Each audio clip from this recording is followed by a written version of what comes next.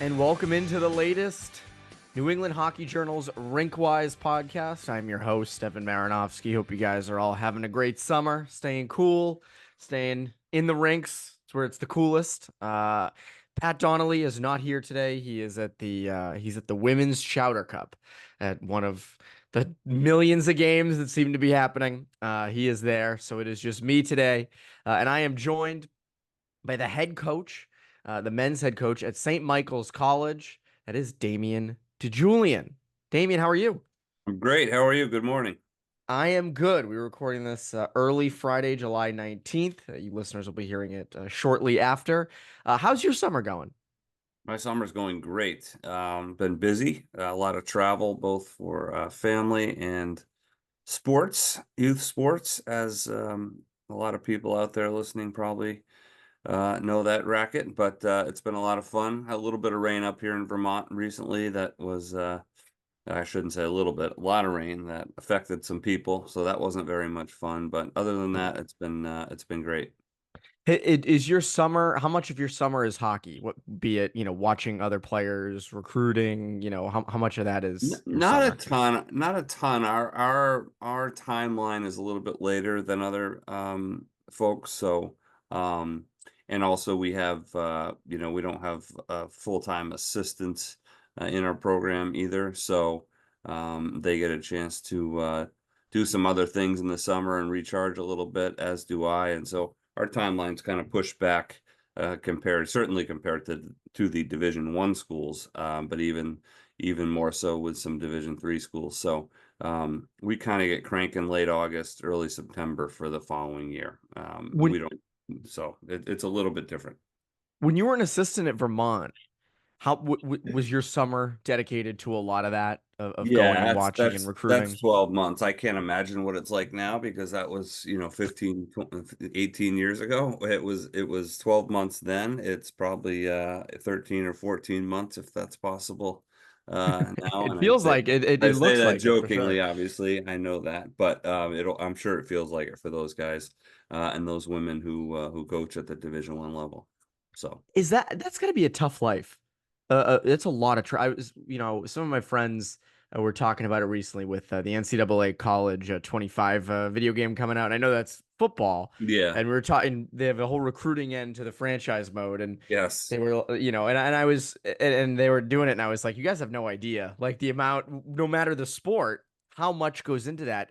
Um, and it's got to be kind of a tough. I mean, it's a great life, but it can be tough with the travel, I would It's assume. it's funny when you first. This is how I saw it. When you first get that job, you're so excited, and for the first, this was my story. For the first 4 or 5 years before you're married, before you have children, it's an awesome job. Like I was just out in at the Lincoln camp this past June, and I was just saying to some coaches that I saw there that I hadn't seen in years, like, man, I miss this. I loved going out to the USHL. I loved flying out to British Columbia. I loved flying a couple times that I got to fly to Europe and recruit. Like that was all so awesome. But then, like for everyone, once you get married, once you have your first child, then your second, it's like then it gets tougher. And so that's a huge reason, probably the main reason I kind of downshifted and went to first the kind of the prep school or AAA level, and then eventually into the Division III level. So it's a little more work-life balance. It doesn't mean the other side is not good or better or worse. It's just for me, it was a more of a work-life balance. And um, you know, for example, we talking about the summer, you get to have more of a summer if you're at the Division III level than at the Division I level, as far as I was concerned. For other people, it still works. They make it work obviously very well. But that was just kind of my story. But getting back to your original question, it's a really fun, awesome job. I think early on when you're young, and then I do think it gets a little tougher as you get older, and some other things become more important. It's funny. I was talking to a coach I remember a couple months ago, and he was driving. in a rental in British Columbia, and he's like, Yeah. it is just beautiful. Like what I'm seeing is just beautiful, and I'm like, Yeah. man, it beats Yeah. it beats our parts around here sometimes. Yeah, there are trips like that where you just like, "Oh my god, this is so cool." Or I got to go to Czech Republic, I got to go to Norway, all in the Wow. name of recruiting. So it was just, it was pretty awesome. Yeah, for sure. What are the big differences in coaching between the Division 1 and Division 3 level, or are there not many differences to it? I think the actual coaching piece, like, nuts and Um, bolts with your team, I think they're pretty similar. Like, yeah. I think a coach is a coach. I think we take it as seriously as the head coach at North Dakota takes it when you're in Oh, the of course. when you're in the actual season, when you are developing a culture, when you're developing systems, whatever the case may be. I think we all take it just as seriously as the next person. The biggest difference is that I think the time and the recruiting and the schedule and the game schedule.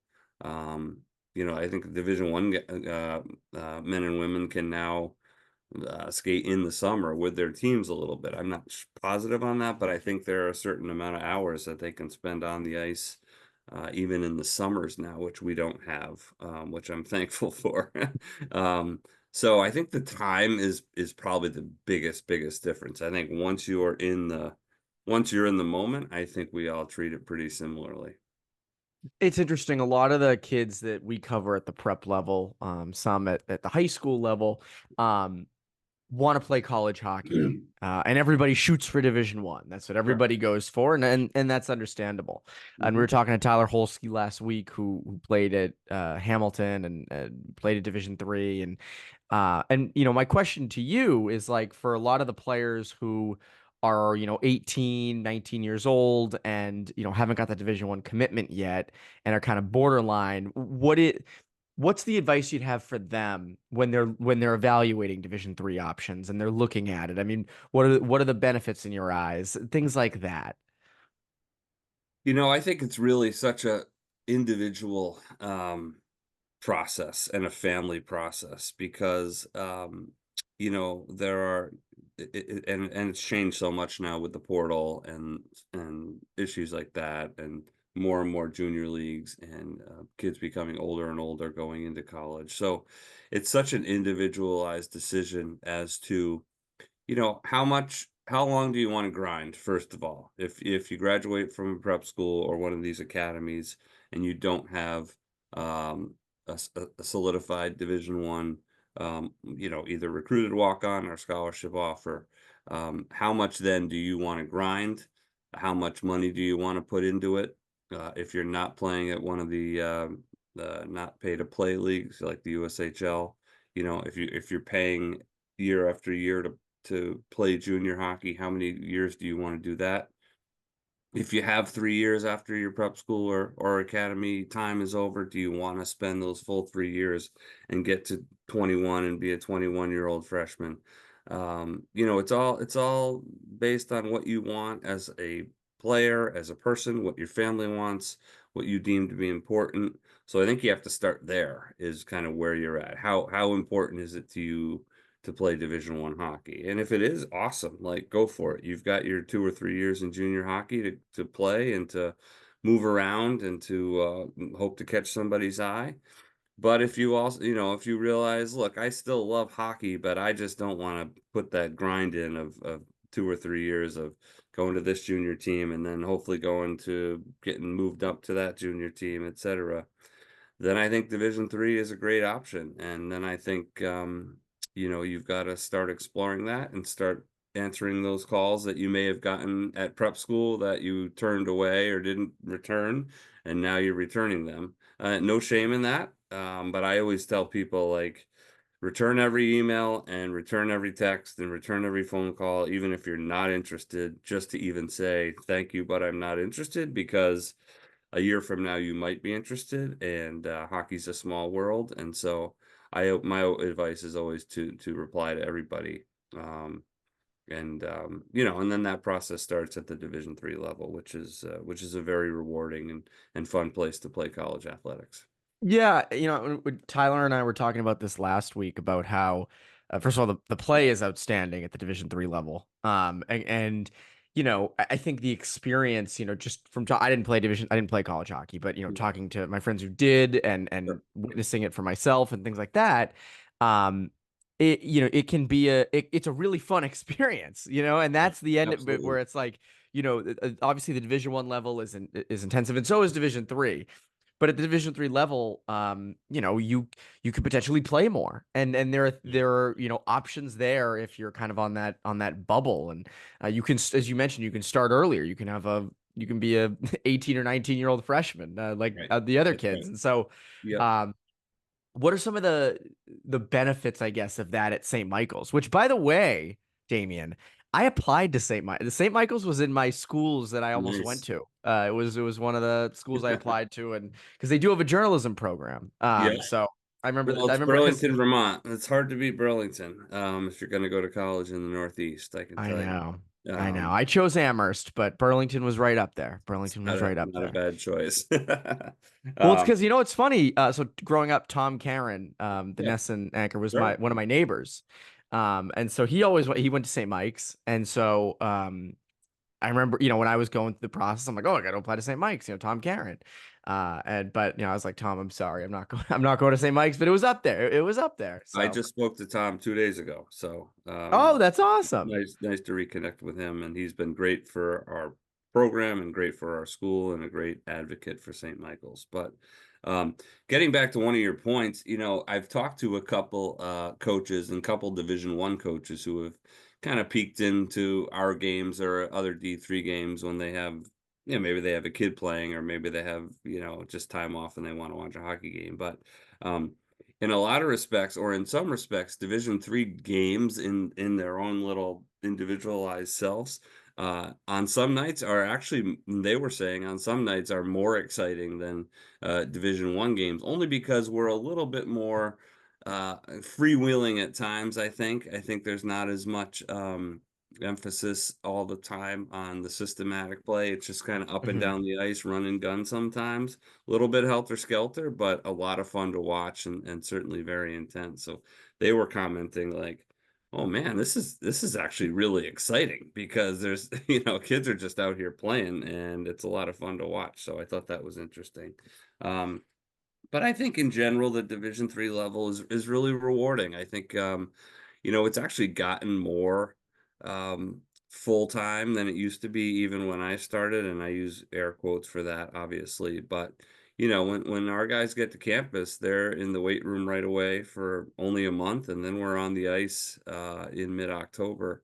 And we can even do a few hours a week in September with them now, which just changed last year. So even that's getting a little bit more serious.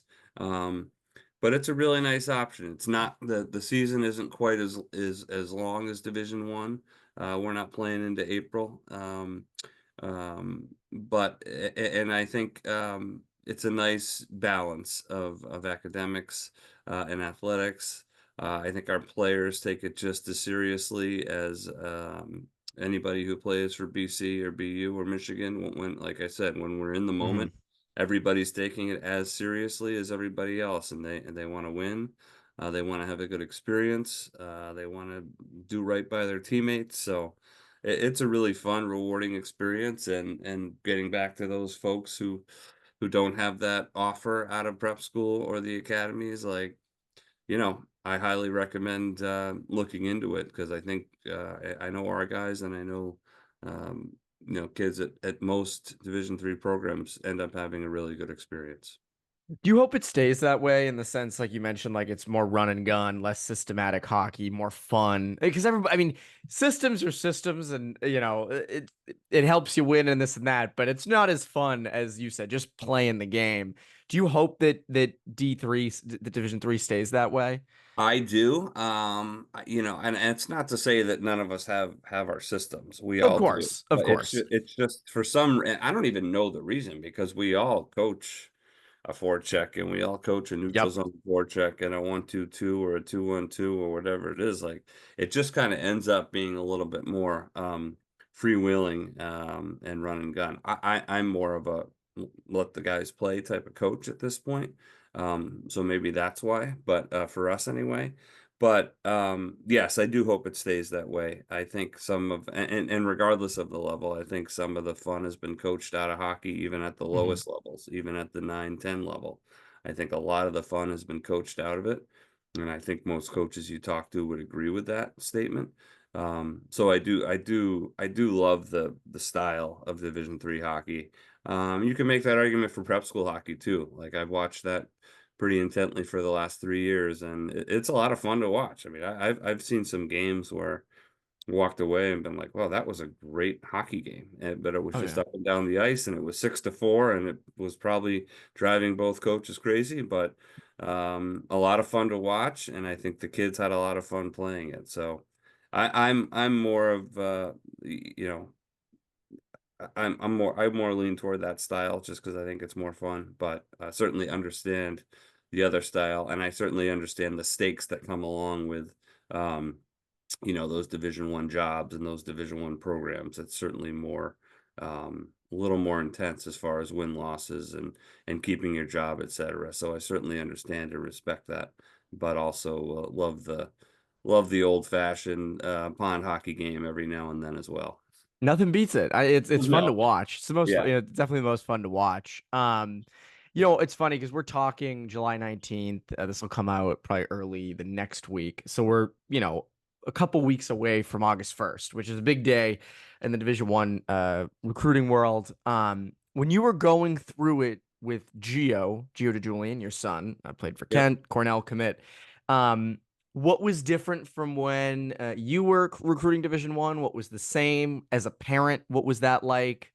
Just kind of what was the experience like? Sure. Yeah, that's a really good question because I think coming at it from a person, let's start by saying I think we were fortunate in the fact that I've been doing this for so long and kind of knew the racket a little bit. Now, I didn't know the racket these days, but I did know a little bit about the racket and knew some of the coaches that were starting to speak with us. But he wasn't an August 1st kid, quote unquote. Hmm. He had to wait a little bit. So, which I think was good. I think it was um, something to shoot for and something to kind of keep him hungry, so to speak. So he didn't get any phone calls on August 1st. But as far as the process goes, I have to say, like, it's like I said, it's been probably 18 years since I've been a Division 1 coach. I have to say that every single school that he spoke with and dealt with over the course of his junior year, which is kind of when it happened. Um, they were phenomenal. Like the coaches were excellent as far as communication, the people that we dealt with, and again, I knew most of these guys, but I just have to say that it was really impressive. Just speaking, and he did most of the speaking, but when my wife and I would either go on a visit or have a phone call when they asked for it, um, these guys are professional. They do it the right way still, which is really refreshing. There was no negative recruiting whatsoever by anyone. It was just a really enjoyable, exciting time for our family, and for our son. And I think it was just really refreshing to see that, even though I've been out of it, like I said, for 18 years, like the guys in Division 1 hockey are still really good people. And we had not one bad experience, and not one person trying to negative recruit the other school or one person tell us a fib. Everybody was upfront and honest, and I just have to say it was a great experience and an exciting one, and it made it that much more exciting that it was handled so well by everybody. And it's interesting. He committed in January of 23, and as you said, didn't get calls on August 1, and things worked out. He didn't get calls on Yep. August 1. Things worked out. He ended up with a great Division 1 commitment. Had a really great prep career. Looks poised for success in the USHL and beyond. Mhm. What advice would you give parents and families who like Geo didn't get calls on August 1? What would you say to them? Yeah, it's so funny because like the I just want to say to parents who are listening, like I get it. Like the pressure is real. Like or not the pressure, but like the whole thing is real. Like even for me, somebody who was involved with it for 25 years, that's my career, and 10 years at the Division 1 level. Like there were times when I was stressed out about this. Like, and I'm in it. You know what I mean? And I Mhm. was in it at that level, and it was stressful for us at times. As far as what to say, what to do, who to call, like so I just want parents to realize that that pressure or that feeling of like, oh, why did he get a call and my son didn't? Like that's all real. But I also think we came at it from a pretty level-headed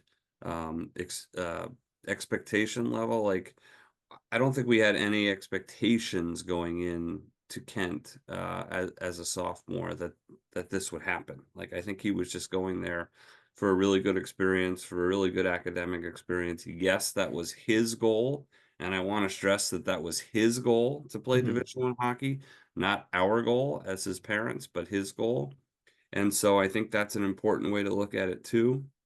Um, and we tried to tune out the noise and the all the stuff that comes along with, oh my gosh, I can't believe he got a call on August 1st and I didn't. Like we didn't get into any of that.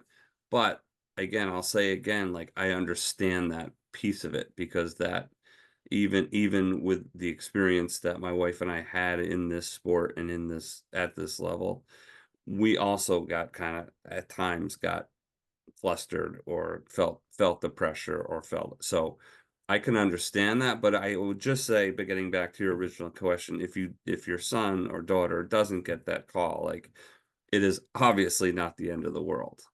In fact, I would argue that getting an August 1st call is probably not the norm. I think if you get an August 1st call, it's the exception, not the rule. Most kids have to kind of work their way and keep proving themselves as juniors, seniors, maybe first year junior, maybe second year junior, who knows? Um, but August 1st is certainly not the end all be all. And if it doesn't happen on August 1st, try as best you can not to sweat it, and just keep encouraging your son or daughter to um, strive for their goals and their dreams, because maybe it happens, maybe it doesn't, but the stress about the August 1st stuff and who's getting calls and who's getting offers is overrated and easier said than done. I understand that. I just said I understand the pressure. But try as best you can not to get too caught up in who gets a call and who doesn't on August 1st. I will say that. Hey, it's Bobby Moran, Director of Athletics at Thayer Academy. You know what? Experience matters, and Thayer Academy's professional coaching staff understands how to work with each student athlete to help them succeed. Our coaches and faculty are committed to ensuring both 5th to 12th graders feel known, connected, and prepared.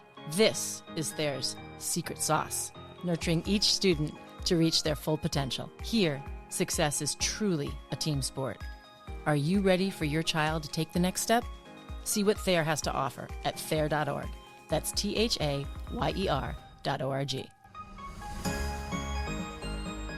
Right. And I've never been through it, but talking to parents, talking to kids, coaches, families, everything, there's pressure. Like I Yeah. don't think that's crazy to say. There is pressure, and Sure. the social media end of it, right? Like Yeah.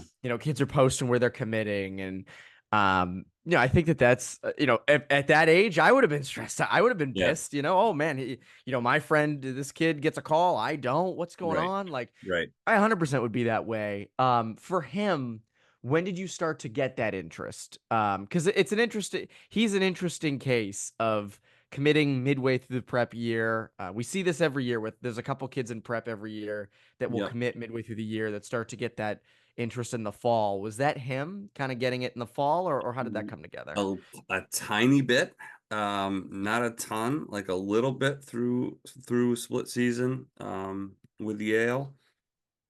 When it really started was early in his junior year of prep hockey. I think it was at Brunswick. They played a game. They might have won 3-1, or 2-1, or I forget the score. But again, one of those hockey games where you walk out, the rink was packed and it was like up and down the ice, and it was a phenomenal hockey game. and he happened to have a really good game. And a couple schools were there, and that's kind of when it started to really heat up. Was, November of his junior year, and then for him had a really successful St. Paul's. I mean, excuse me, they played St. Paul's. A successful Avon tournament. Had a really good first game against St. Paul's, is what I was thinking to say. And so then it kind of heated up, and it happened quickly. So it happened, we're talking about between November and, as you said, January. He Wow. had a place to play, so it happened quickly. A little bit before that, but not anything like you would say, like, wow, every school in the country, not even close to that. Maybe a couple schools dabbling, and then it really heated up come November, December of his junior year. Wow. So it was like turbocharged. You're just going from not much to a ton. And you're Yeah, right. it happened fast. It happened fast, and that's where we felt the pressure, not the August 1st part, but like, oh man, this is actually happening. I mean, my wife and I would often sit at the table and be like, wow, this actually really might happen. Like, that's how unexpected, and I'm not exaggerating. That's how unexpected we were going into the process. So when it was starting to happen in November, December, at Christmas time, it's like, oh my God, this actually might happen. And I don't even think we believed it till it was actually done at Cornell, but like, that's how unexpected we were. And I think that's a good way to go into it, because you're not expecting anything. When it does happen, you're like, oh, this is pretty cool. You know what I mean? Yeah, that's a But good it way did to do happen it. fast, and it did happen fast, and that's where the pressure for us came in, is like getting to places and deciding and what's the deadline and all that stuff. And again, coaches were awesome as far as deadlines. There was no pressure. There was no, here's your offer and call me back tomorrow, yes or no. There was none of that. So they made it really easy on us, and everybody was just exceptional. But as far as the timeline goes, it happened pretty fast. When it comes to prep, I mean, obviously Gio was at Kent. You've had a lot of experience. You used to coach at Rice. Um, Hmm. so when it comes to the prep game, what do you think of it now? Do you like it? Do you think there should be any changes to it? A lot of people mention like full season with prep. Yeah. Where are you at with the state of prep hockey? Well, first of all, I love the experience, and I can only speak from our experience. Kent was phenomenal. Dale and Jake and Denny were just great role models and great coaches for our son. And but I love the whole experience. I love the relationships you get with teachers. I love the books you read. I love the fact that you can still play at least a spring sport if you want to. Really Mhm. hard to play a fall sport, but my son played baseball for 3 years at Kent, so I love that. I know it's rare, but I still love it. No, it's Um, good. yeah, and I think it's phenomenal. But so I'm very biased toward, if you're gonna send your son or daughter somewhere, I'm very biased to that type of experience where it's not just hockey. You're meeting great people, you're making great friends, and you have kind of a more well-rounded experience. As far as prep hockey goes, like, I I would not mind seeing, like, I don't think a full season, but like an October 1st type of start as far as practice. I mean, people have asked me at that level. So I guess my perfect model would be like, start practicing October 1st, start playing games November 1st. And then giving them, I think it's really important for high school kids to go to football games and to go to soccer games of their friends, and to go into New York City for a weekend and see the foliage. Like, I'm old fashioned, but like, so for September, maybe do nothing, maybe lift weights and do nothing, and then start October 1st. Like, um, I think for prep hockey, it's really hard to be a fall and winter athlete. So I think a lot of the headmasters and some of the ADs still like the idea of the three-sport athlete, but I think in reality that's pretty much gone when it comes to hockey, especially a fall sport athlete. So, Mhm. um, that's why I say the October 1st date would be pretty good. And I think it would just make it a little bit longer and make those schools a little bit more viable for people who are looking for a little bit more full-time action at the prep school level. But I do think it's important to have time off and to enjoy other things and be a well-rounded person. Because it's interesting, there are more prep schools now that have that fall option where it's like, hey, we're gonna play as a fall hockey team. Yeah, Cushing, yeah, Kimball Union, yeah. doing that. And but it's funny, like the fall hockey end of it, because you can make the case, like a kid like we can use Gio as an example, playing for the Yale Junior Bulldogs in the fall, then Mhm. Kent, and it can be looked at as quote unquote full season. Yeah, But the reality with fall hockey is that the beginning is pretty good, but as it goes along, kids miss games. It's a little more like pond hockey, which can be fun, but it's not that close to the prep game. And I do think, like, I'm sort of with you on this. Starting the season a little bit earlier, playing games a little bit earlier, reflecting a little bit more of the college schedule, I don't think would be bad. And I think you could do it, just given that most kids play fall hockey now anyway. So I don't like, and I get the end of playing for a different team, playing for a different coach. yeah. I think that's terrific. But I'm kind of with you. I think it'd be an interesting trial of starting a little bit earlier. Yeah, and listen, my son's experience with Yale was phenomenal. I mean, it Oh was yeah, I for mean me, it was like they were I at grew nationals. I grew up playing Yale youth hockey. So like for him to put a Bulldogs jersey on for me was amazing. And the guys who run that program treated us like gold. Like I cannot say enough good things about the Yale Junior Bulldogs program for us.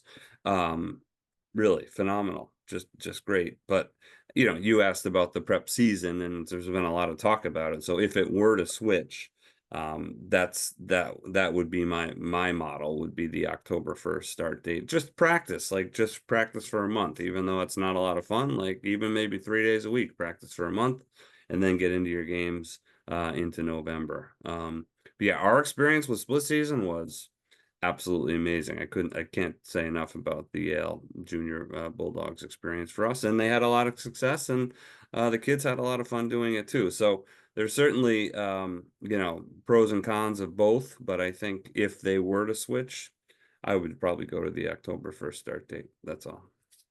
You mentioned a lot of interesting things in there, about going to football games and being a kid and being in high school, and you know, it, the way hockey has evolved, it's turned into, something that a lot of places, be it in junior hockey, be it at some academies, there are a lot of academies that are at regular schools, like a Mount St. Charles, that's at a real school, and there's different kids there, and they can play spring sports and things like that. But then there are other academies where it is all hockey all the time. Do you think that's good for high school aged kids to just kind of be doing hockey and school on the side?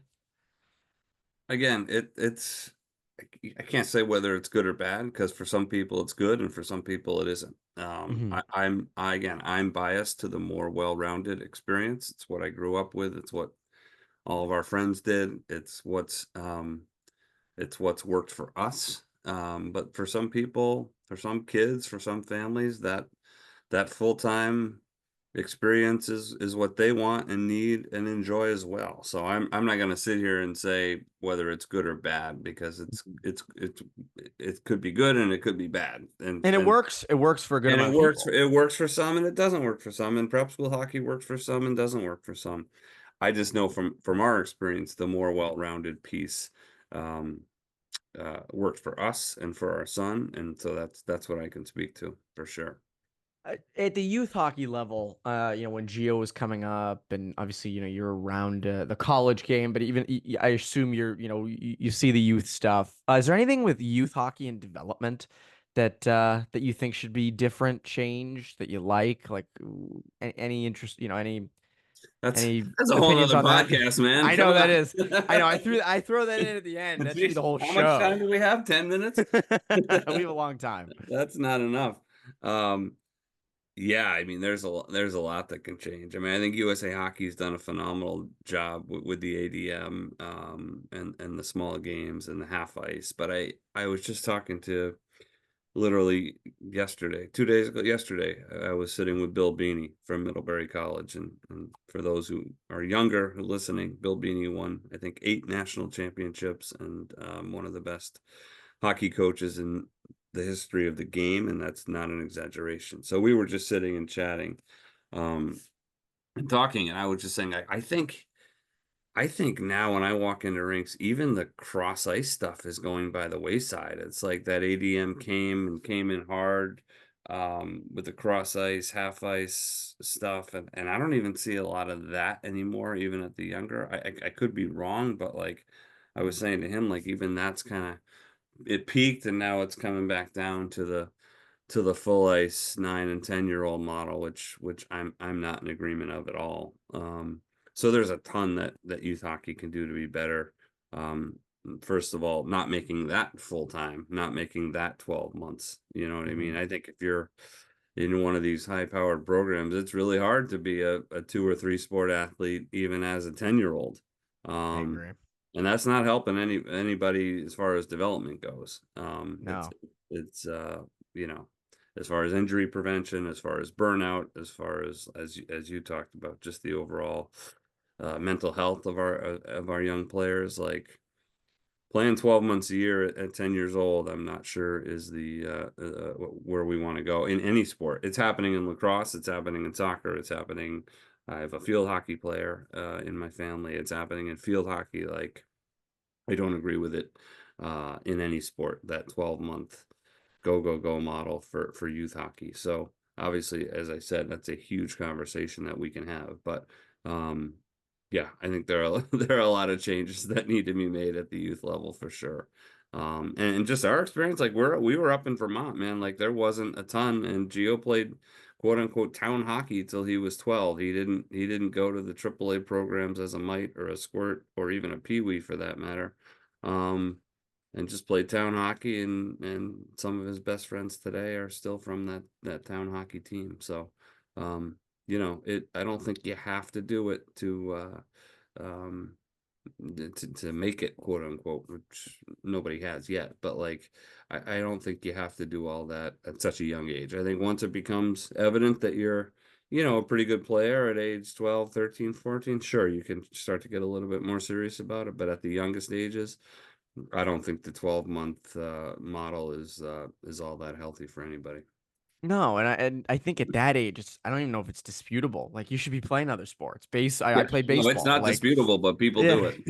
and They will that's dispute you on it. Let's they say will, they that. will, and I that's where again I have not had kids, but I can only speak to my experience. Like I played hockey from, October through March, April, and then it was on to baseball, and I played summer baseball too, and like it was the perfect balance of like half the year was baseball, half the year was hockey, and Sure. you Yeah. you loved it, and when you get to the end of it, you wanted to play the next sport, and Yeah. then when you were done with that, you wanted to play the other, and I just think that gets lost a bit with kids. It's Yeah. like, and you also gain so many skills. Like there were so many things in baseball that helped me with hockey, and there's so many things with hockey that helped me with baseball. And, I was able to pick up golf in my early 20s because those two sports helped with that. I mean, am I great?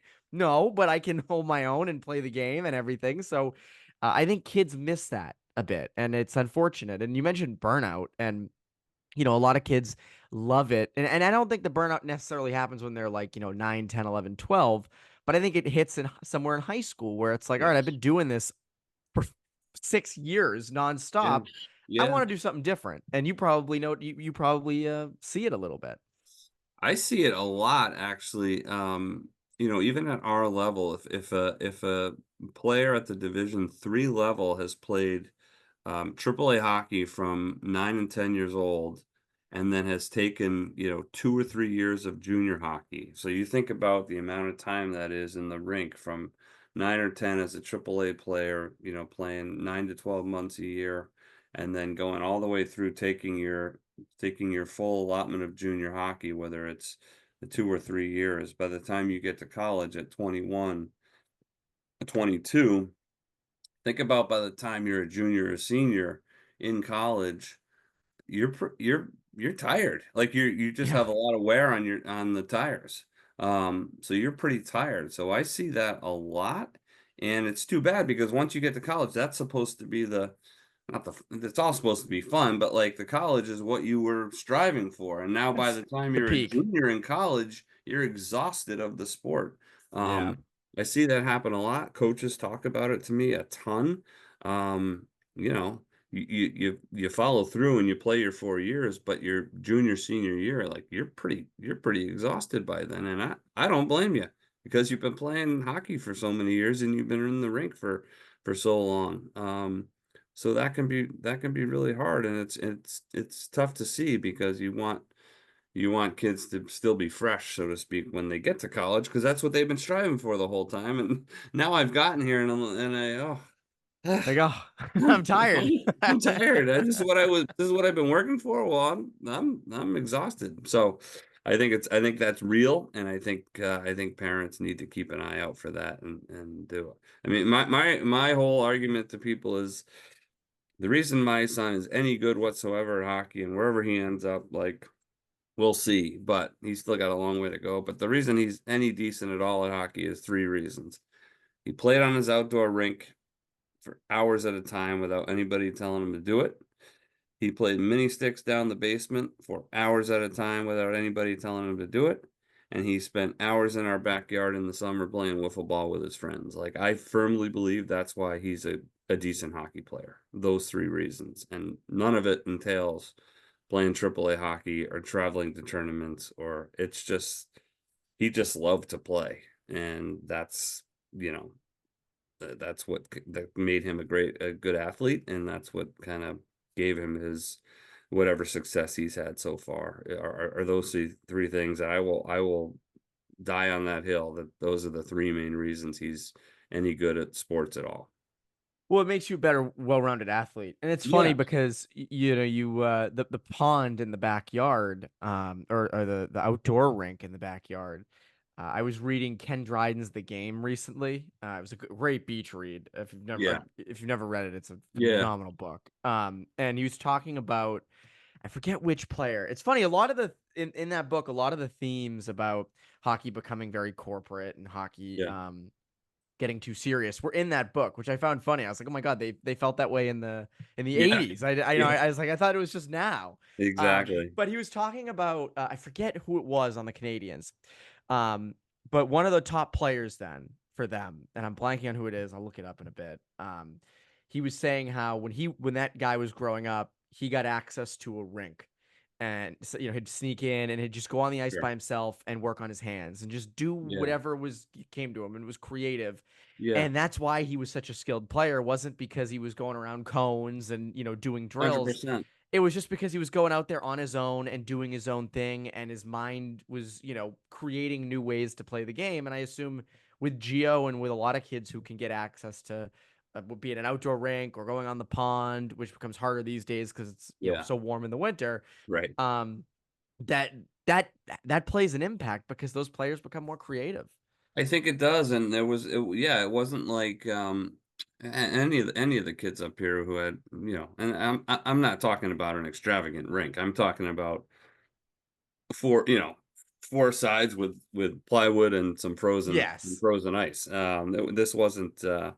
This wasn't some fancy rink, but it was just a place to go and go outside and yeah, on your own, just playing games in your own mind. You're not going out there doing drills, and we're not saying, hey, go out there and work on your shot and take 100 wrist shots. Like none of that whatsoever. Mhm. It's just like get home from school and put my skates on and go out and skate for 3 hours. Like, and nobody bother me. And Exactly. that's what it was. Like, I don't even want you watching me. Like, pull the shades down, and I'm just gonna be out here, and we'd have to sneak our peeks as to what was going on out there. But it Make was, sure, yeah.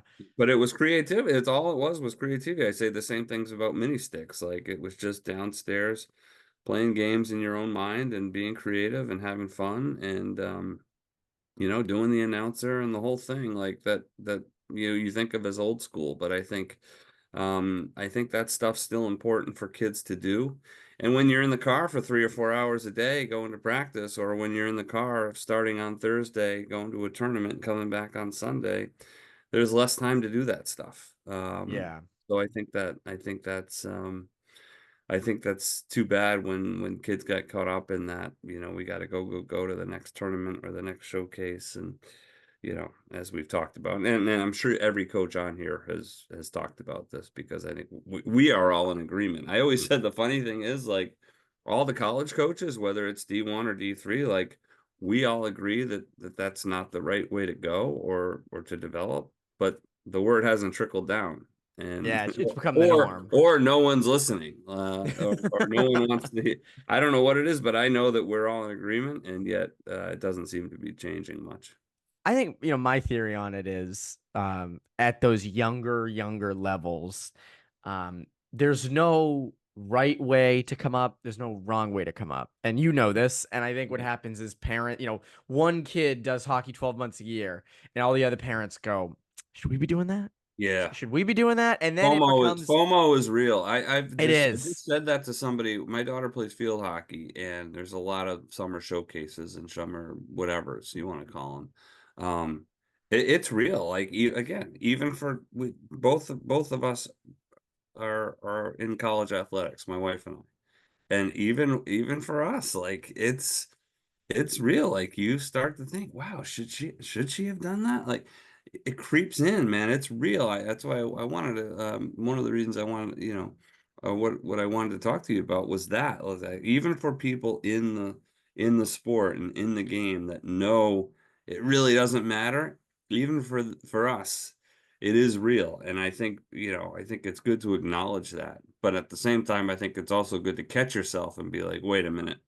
It doesn't really matter if little Jimmy's doing it or little Sarah's doing it. Like, we don't have to do it. Yeah. And if it's a strain on us financially, like, we definitely don't have to do it. And I think that's a lot of pressure too for parents, is like, oh, they're going to this, and this, we need to, but man, I'm not sure we can afford that. Like, so I think that's a real piece to it too, is that financial strain. The strain on your family, as far as always doing something, always going somewhere.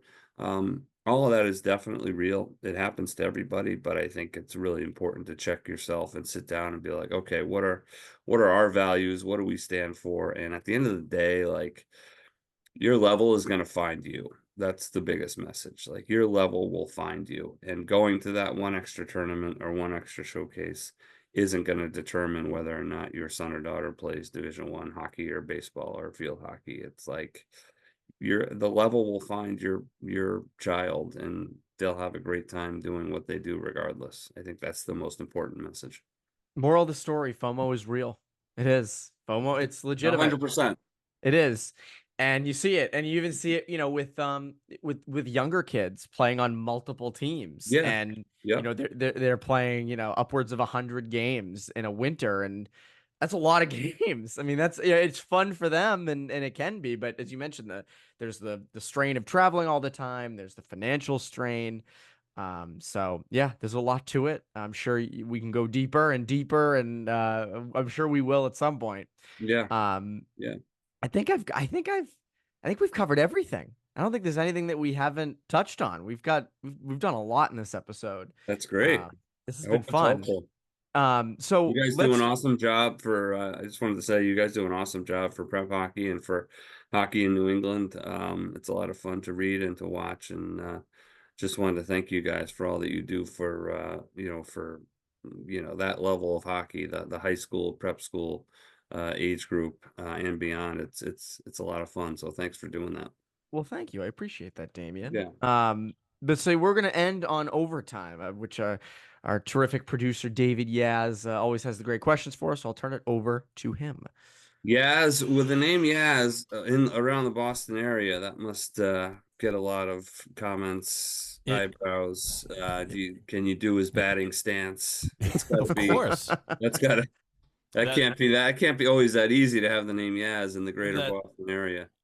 Well, it saved me from some embarrassing nicknames. Just people equated me with number 8. I do have I do have the tattoo on my shoulder. Oh, I didn't know that. So, Nice. Yeah, he was my favorite player. And yes, I could do his batting stance, which always looked like he was about to keel over in his later years. Yeah, growing up when we would do the whole batting stance thing, that he was always the most one of the most fun to try to copy when we were playing wiffle ball. Exactly. You had to have that and the Dwight Evans with the shimmy he did with his knees bent just so. All right, let's get to overtime. Overtime. Well, we have a treat for you both today. It's an Olympic year, although certainly not a Winter Olympic year, but it's also the 20-year anniversary of the film Miracle, which of course documented the 1980 U.S. Olympic team and the Miracle on Ice. And I have 3 clips from the movie that I'm going to play and just sort of get your reactions, both of you. That's just sort of what it means and maybe something about the sport of hockey. Here's clip number 1. Come on in, boys. Want to see us, Coach? Yeah, I'm thinking about keeping the 3 of you together on the same line. Everybody okay with that? Yeah, sure. How about you, Buzzy? You think this works with Bob Paffer? Yeah, it's going good. Moving the puck well. It's just a little different playing with him, you know? Yeah, I don't know how to explain it. We just seem to always find each other at the end of the ice and make things happen. Yeah, pass, shoot, score. Pass, shoot, And score. And the coach looks at him quizzically. That was the line known as the Coneheads for their, I don't know, simple way they looked at the sport of hockey. But it speaks to the idea of chemistry on a line. So, Coach, just any thoughts about whether is that the sort of thing that happens a lot, and any other thoughts you want to share on assembling the perfect line? No, I thought you were going to ask me about my favorite Saturday Night Live sketch. I don't think people who watch that movie who are young, like my kids, have no idea what that means. No question. Yeah. No, that's a great. I was just telling my son we should watch Miracle this summer, just to watch it. My daughter and I have watched it every year on the anniversary of it in the winter. So one of our all-time favorite movies. But speaking of chemistry, yeah, I think sometimes you kind of just get it. There are times when 3 guys or a 5-person unit just kind of meshes, whether it's on the power special teams or sometimes it's 2 guys who kill really well. Sometimes it's 3 men or women on a line that gel really well. I always struggle with how long to keep that together too. Sometimes it's good for a month to 6 weeks, and then it kind of gets stale. So you break them up, and then with the hopes of bringing them back together in the playoffs, so to speak. I think that happens a lot. So I think it's a pretty interesting, piece of the game that is perhaps different than other sports for sure. Yeah, Evan, your thoughts on that? You ever been on a Conehead type line or what? Well, I was a defenseman, so yeah. I mean, I have a D partner that you just kind of.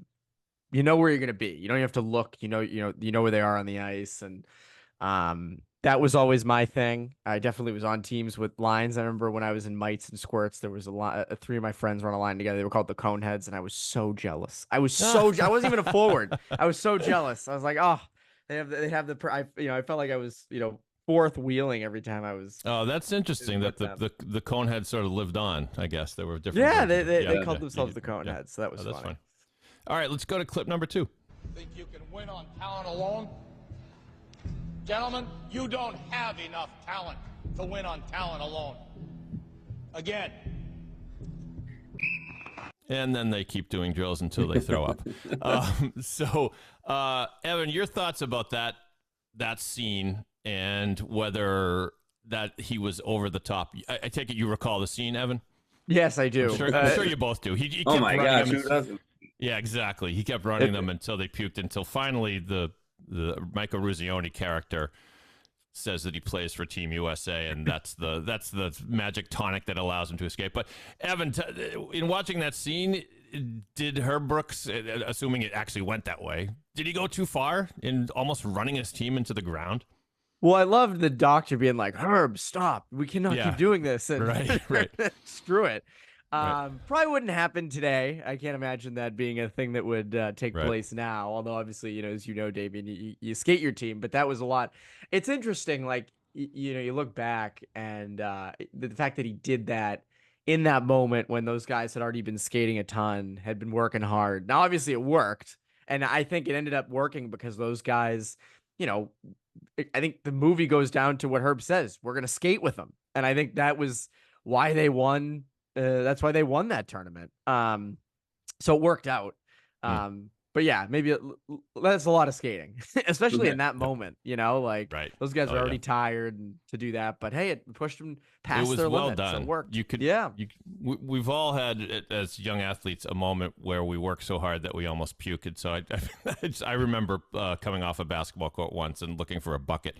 Anyway, Coach, you don't have to get so graphic, Coach. But your thoughts after watching that iconic scene. I always wondered in that scene why the assistant coach was the one blowing the whistle. Like why Brooks told the guy to blow the whistle instead of him. That's an interesting point. I always wonder that. But my other question was like, okay, every youth hockey coach in America is going to watch this and think this is what they should do tomorrow in practice. Like, be there. That was my biggest fear.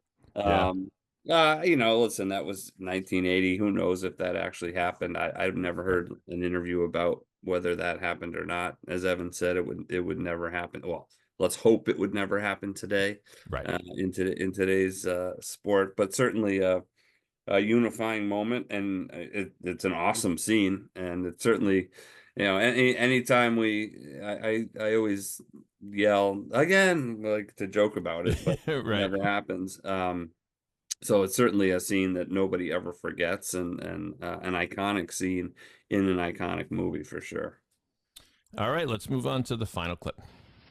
One game. If we played them 10 times, they might win 9. But not this game. Not tonight. Of course, one of the more chilling and wonderful scenes in that film is Herb Brooks' pregame speech, where he tells his team that indeed you can beat the mighty Russians just tonight, and of course they do. I guess my question to you, Coach, is feel free to share any thoughts on that. I mean, it's such a wonderful moment, but to me it brings up the question, is hockey more than other sports a sport where it truly is any given game that one team, though outmatched in talent, can put together a game plan and a strategy to overcome what's seemingly insurmountable odds? Yeah, I think within reason, sure. I don't think St. Michael's College is ever going to beat North Dakota. And that's that's. But I think within reason, that can happen for sure. On any given day or night. If teams are kind of in the same realm, that can happen. I mean, you look at the Holy Cross Minnesota game, something like that a few years back. Games like that, I think, are really cool to watch and cool to experience. And so, yeah, I do think upsets happen. Everybody likes them. You think of the Vermont Syracuse basketball game. TJ Sorrentine hitting that shot. Games like that are awesome, and they're what makes sports great. And certainly, that Russia game is the penultimate of those games that everybody, regardless of what sport you're a fan of, knows about. And that speech is awesome, and I love that the actor nailed the Minnesota accent, the whole thing. He really did. Yeah, I just thought it was just awesome, so well done, and you still get chills watching that. Yeah, it's not necessarily an easy thing to create a compelling sports movie and have it not come off as sort of hackneyed and trite. Yeah, and in fact, they did a made-for-TV movie about the 1980 U.S. Olympic hockey team. Carl Malden as Herb Brooks, and Steve Guttenberg as Ruzioni, I think, or Jim Craig, one of the two. Yeah. It didn't really work. It didn't work. Yeah, I watched it as well. Yeah. Evan, your thoughts on any given day hockey, that sort of dynamic in that speech? Well, he's right. And, it's a fantastic speech. You hear coaches all the time be like, oh, I got to give my miracle speech. And it's just so everyone knows that scene.